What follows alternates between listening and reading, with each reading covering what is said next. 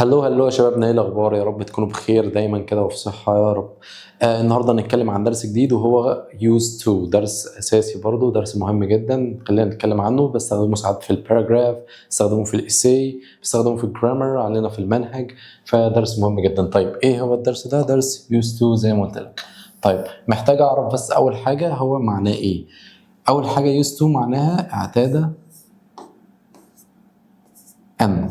طيب انا هعتمد ان انت جاي معايا من الفيديوز القديمه، بتفرج على الفيديوز القديمه، فانت عارف ان احنا في كل درس بنتكلم عن 5 أو 6 حاجات. دايما بنعرف عن كل قاعده او كل زمن 5 حاجات: الفورم بتاعه، التكوين، اليوسج الاستخدام، النيجاتيف النفي، الكويستشن السؤال يس اور نو، سؤال بدأت استفهام، واخر حاجه الكي ووردز لو في كي ووردز، وسادس حاجه الباسيف اللي هو المبني للمجهول. خلينا نتكلم عنهم واحده واحده. اول حاجه الفورم. طيب بالنسبه ليوز تو، ايه الفورم بتاعها؟ بتتكون من ايه؟ بكل بساطه كده يوز تو هي بتتكون من السبجكت اللي هو الفاعل، وبعدين بلس used to بلس الانفينيتيف، بس كده بكل بساطه.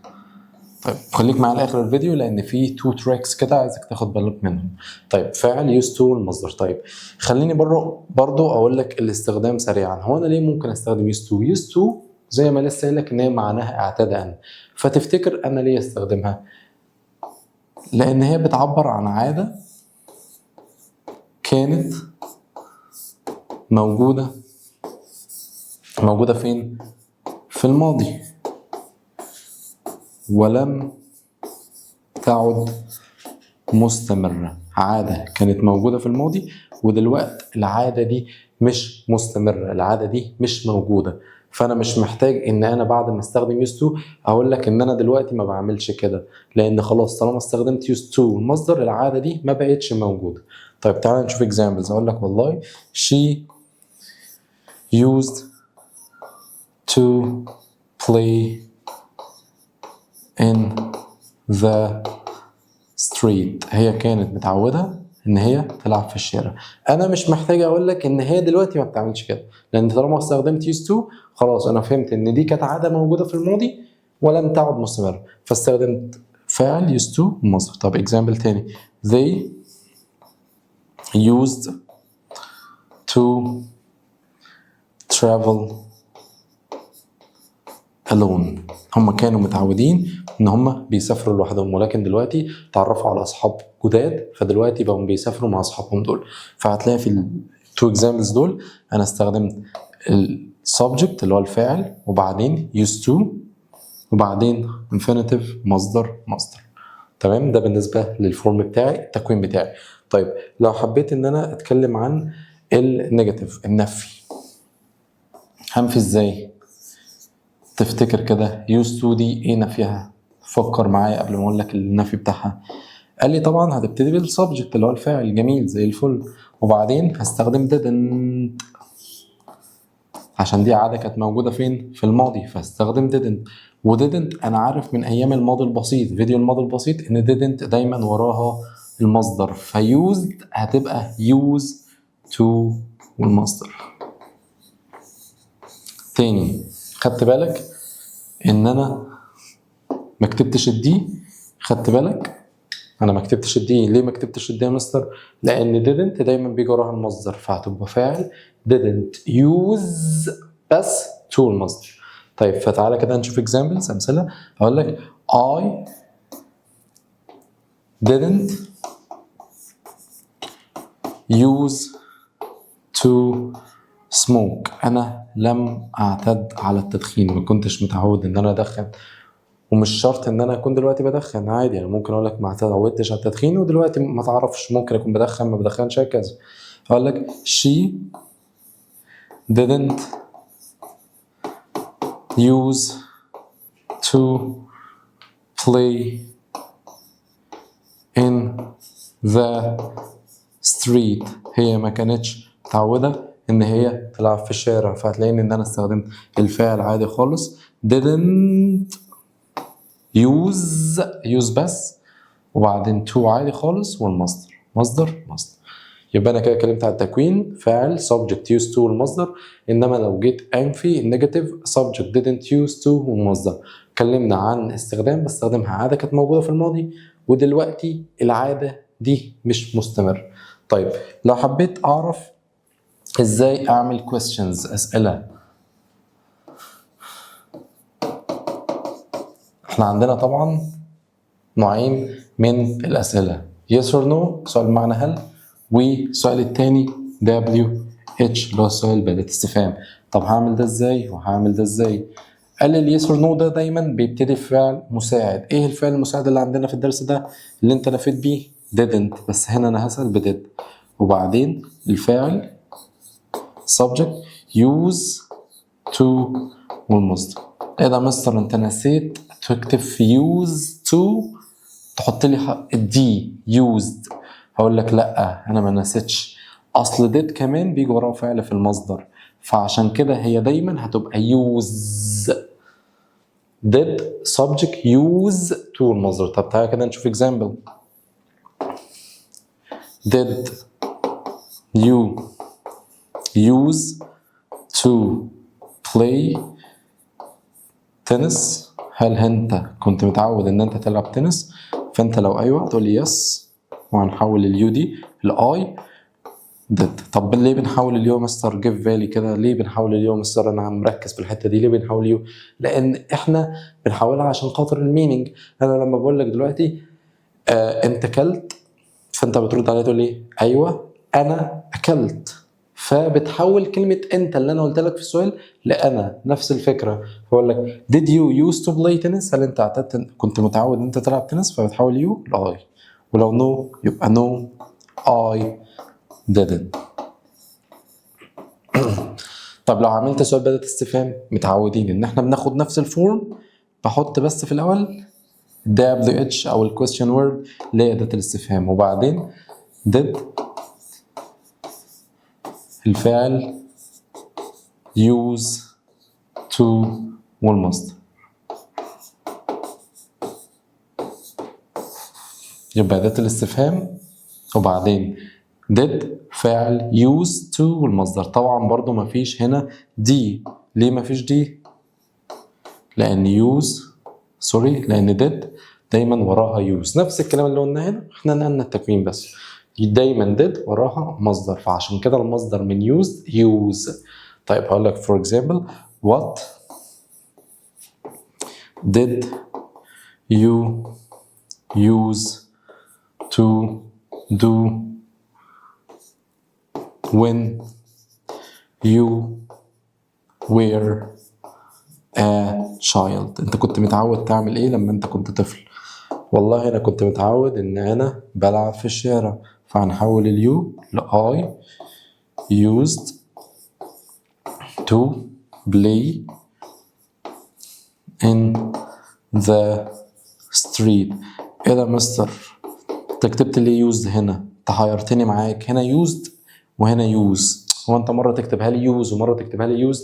هنا عشان انا بعمل جمله، برد على السؤال بجمله فول ستوب اهي، فالجمله تكوينها فاعل used to والمصدر، انما هنا السؤال تكوينه use بس used to. طيب حاجه كمان عايزك تعرفها، خليك عارف المعلومه دي، ثبتها دايما. دايما لما هتشوف did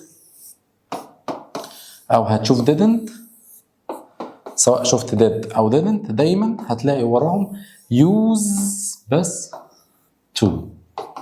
بس طالما شفت did او didn't دايما هتلاقي use بس، سواء شفت did او didn't هتلاقي use to. بس اعرف المعلومه دي وخلاص. غير كده في الجمله،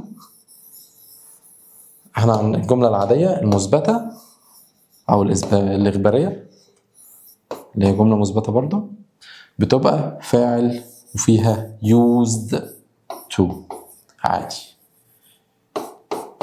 يبقى انا على طول لو شفت did او didn't use بس، انما لو شفت جمله عاديه خالص بستخدم used to. ماشي؟ يبقى احنا كده اتكلمنا عن التكوين، وقلنا ان التكوين بتاعنا بيتكون من فاعل subject used to المصدر.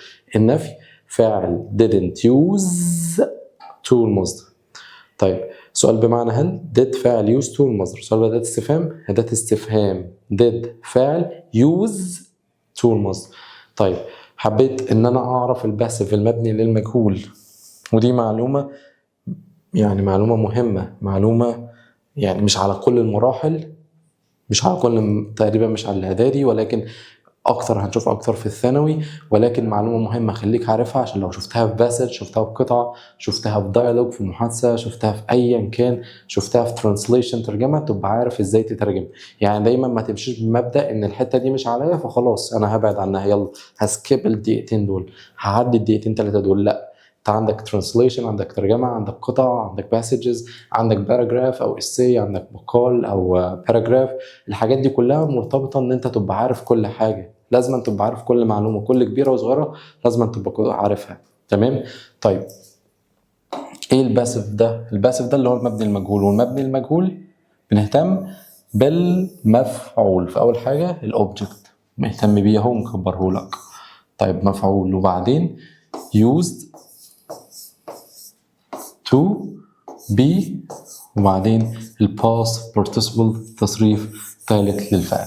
فدايما زي ما قلت لك المبني للمجهول بنهتم بالمفعول. فاقول لك for example Sam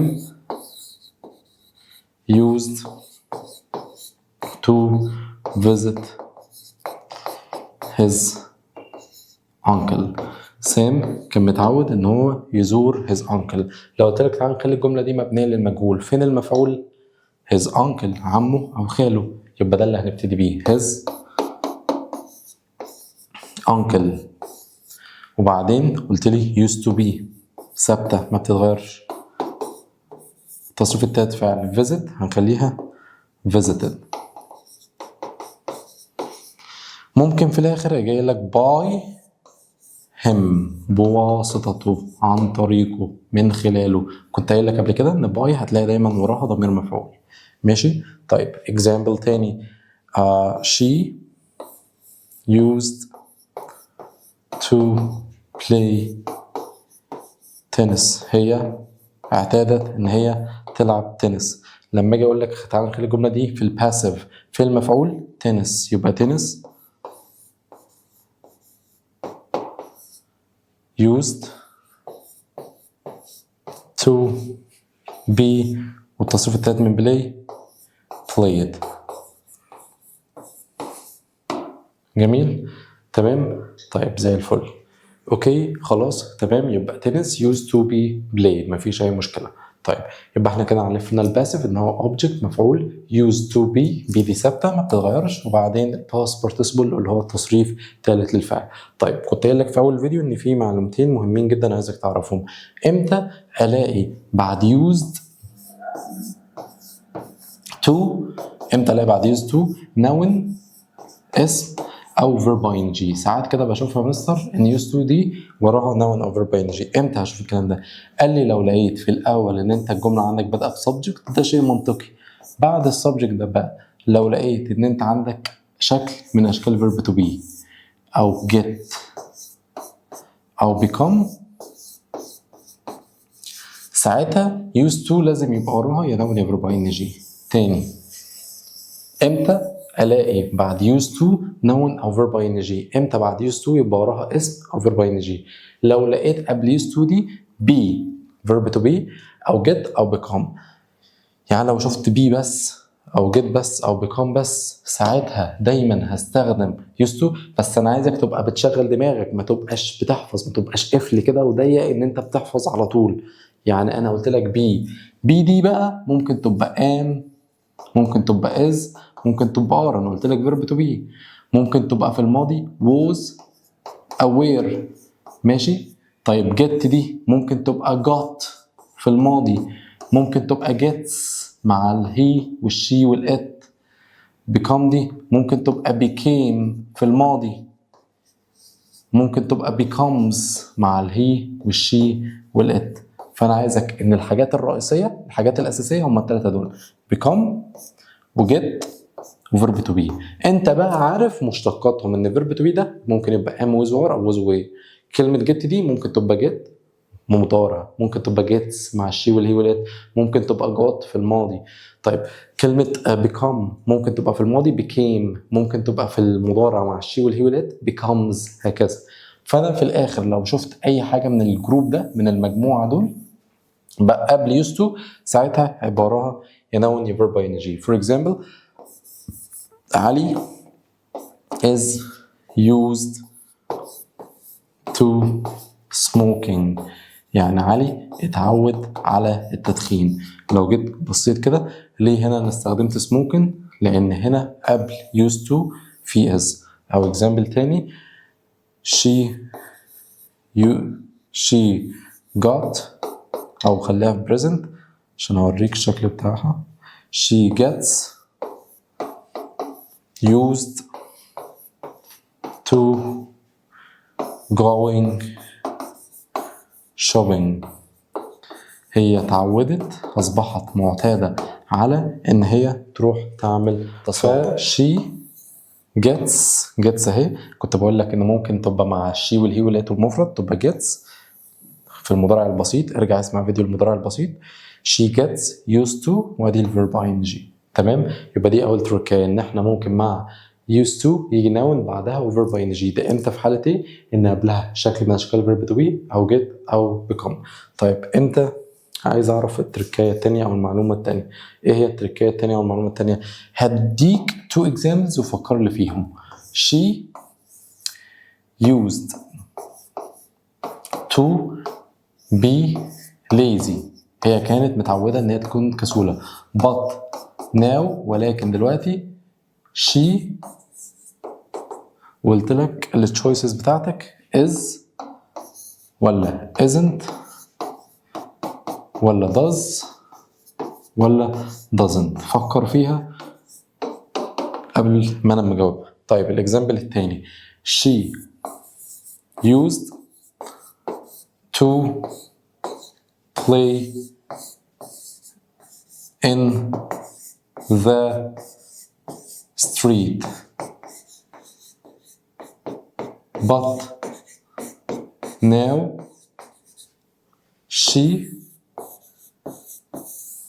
وجيت قلت لك نفس التشويسز اللي فوق is does isn't ولا doesn't. عايزك توقف الفيديو دقيقة 2-3 تفكر فيهم عشان انا هقول الاجابات على طول، بس انا عايزك انت تفكر اكتر. طيب بنحل دي ازاي؟ الاول عايزك يبقى عندك معلومة كده. ايه هي المعلومة دي؟ ان انا بروح اشوف used to. used to دي هتلاقي وراها حاجة من الاتنين، يا اما كلمة be يا اما فعل اساسي. طب يا مستر هو يعني ايه معلش فعل اساسي؟ فعل اساسي ده زي play، زي watch، زي visit، زي listen، زي go، اللي هو معظم الافعال 90-95% من الافعال افعال اساسيه. احنا عندنا افعال مساعده اللي هو verb to be، verb to be، verb to do، verb to have، وفعل اساسي وفعل ناقص. فعل ناقص زي can، should، will، could، might. الفعل الاساسي بقى ده هو اكبر واحد فيهم، اكبر واحد. معظم الافعال افعال اساسيه. طيب والحاجه الثانيه كلمه be زي ما هي كده اللي هي بمعنى يكون، كلمه be. طيب ماشي، قال لي لو لقيت فعل اساسي فانا هروح اتعامل مع do. يعني ايه لو لقيت فعل اساسي اتعامل مع do؟ يعني هتاخد do او does، don't او doesn't. لو لقيت فعل اساسي هاخد do does don't doesn't. طب لو لقيت be يبقى تتعامل مع verb to be، ما تدخلش حد غريب اللي هو am او is او are او am not is not are not. يبقى تاني لو انا لقيت بعد used to فعل اساسي هستخدم الفعل verb to do، الفعل do does don't doesn't اشكاله بقى.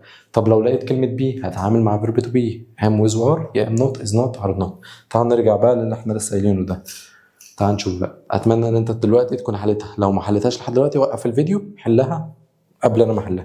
طيب she used to be lazy but now she is. بص كده used to اهي وراها كلمة be، فانا هروح افكر. المستر قال لي لو لقيتها كلمة be فاروح اتعامل مع verb to be. طب الشي دي تاخد is وممكن isn't. is ولا isn't؟ شوف بقى معنى الجملة. هي كانت كسولة ولكن الآن، لما بقول لك ولكن الآن انت بتتوقع مني حاجة العكس. هي كانت كسولة ولكن الآن هي مش كده، يبقى she isn't. طيب she used to play in the street، هي كانت بتلعب في الشارع، ولكن الآن. طيب بص كده مستر قال لي روح بص على used to، شوف وراها كلمة play، ده فعل أساسي. طب طالما في فعل أساسي يبقى هتعامل مع verb to do. طيب انت قلت لي but now she اهي، she دي تاخد يا does يا doesn't. طيب روح بص معنى الجملة، هي كانت بتلعب في الشارع ولكن الآن بتعمل كده ولا بتعملش كده؟ انت متوقع لما اقول لك ولكن توقع الحاجة اللي جاية عكسها، كنت بتلعب في الشارع ولكن الآن ما بتعملش كده، ولكن ما بتعملش كده يبقى but now she doesn't. تمام كده، دي كل معلومة انت محتاج تعرفها وتركاية محتاج تعرفها عن القاعدة بتاعت used to. طيب خلينا خلصنا كام في المية من الدرس؟ 30-40% من الدرس، وطالما ان انت وصلت لحد هنا فاكيد انت عملت سبسكرايب او لايك كومنت تشجعنا بيهم. طيب خلينا خلصنا 30% من الدرس، خلينا نروح نحل. طيب نكمل الحل بتاعنا. My mother cook on Sundays. مامتي والدتي اعتادت ان هي تطبخ on Sundays كل يوم حد، فطبعا هنا في مصدر ده infinitive فطبعا لازم used to. شكرا. didn't you used to مصدر، used to دايما وراه مصدر swim.